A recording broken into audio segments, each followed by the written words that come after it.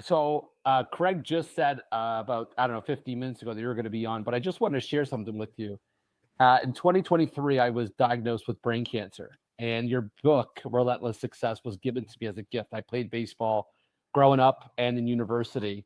Uh, I had no idea you were going to be on. So I just wanted to know what made you become a writer, or not, not so just simply a writer, but get into that motivational stuff.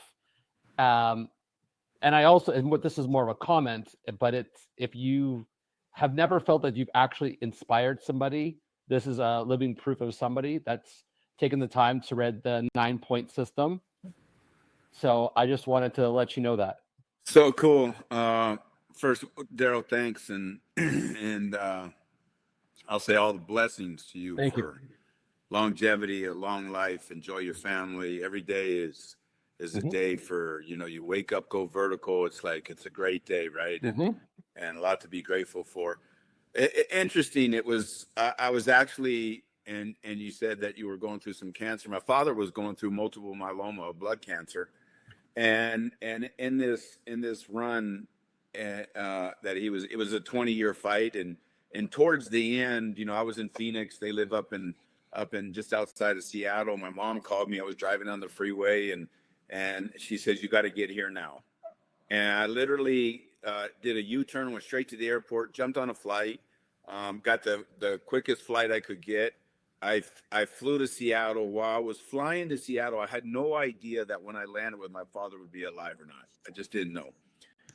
Landed, went to the hospital. He was in ICU. It looked terrible. But what's crazy is it was like 3 or 4 days later, my father led our family out of the hospital, and he refused to get into a wheelchair. And he had this cane he was walking with, and it was kind of like anybody got in his way, he was whacking people to get out of the way. But I was walking behind him almost in disbelief, and then we got to the house, and to his house, him and my mother's house, and he said to me, he goes, let's go to the mountains. And he was in Sammamish, so we went up to Snoqualmie Pass and all of that, and I'm driving his pickup, and he's looking around. He goes, man, there's some nice homes up here. He goes, someday I might buy a home up here for me and your mother. And I was thinking to myself, man, Dad, I want you to get through tonight. Yeah. But you see, he said, maybe someday I'll buy a house up here. And I was just thinking to myself that night, I couldn't get it out of my mind. And I was like, he has such great vision for this battle. But as he was fighting for his life, he didn't get buried in his current circumstances. He still had vision for his life. And I was freaking blown away. And then that night, it's kind of like I'm staring at the ceiling, 3 a.m. And I thought to myself, like, wow, I've been blessed. When I was growing up, he was a New York Yankee. I was roaming the Yankee Stadium. I was, roaming the grounds. I always say Monument Park was our monkey bars as a kid. And we went to the stadium every day. I put the Yankee uniform on, and I think about my dad's teammates, Mantle, Maris, Ford, Yogi Berra being his first. And we inherited all these people as friends. And then for me to live out my childhood dream and to have Cito Gaston, and I could go on and on, by the way. So I'm not going to start mentioning names and the fear, because I will leave someone out. But so many of those former Blue Jays, the managers, Cardinals, A's, these people poured into my life. On top of my father, Harvey Dorfman, so many great people poured into my life. And here I was thinking, everyone poured into me so that I could become as good as I could possibly become. Mm-hmm. And I'm sitting there thinking, I've never, ever poured into anyone else.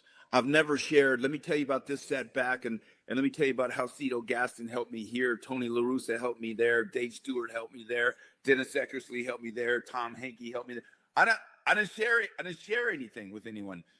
And we've gone through cancer. I lost my little brother to the cancer. I mean, we've gone through a lot of things in our life, but I never reached out to someone that was going through a situation and said, hey, I've been there.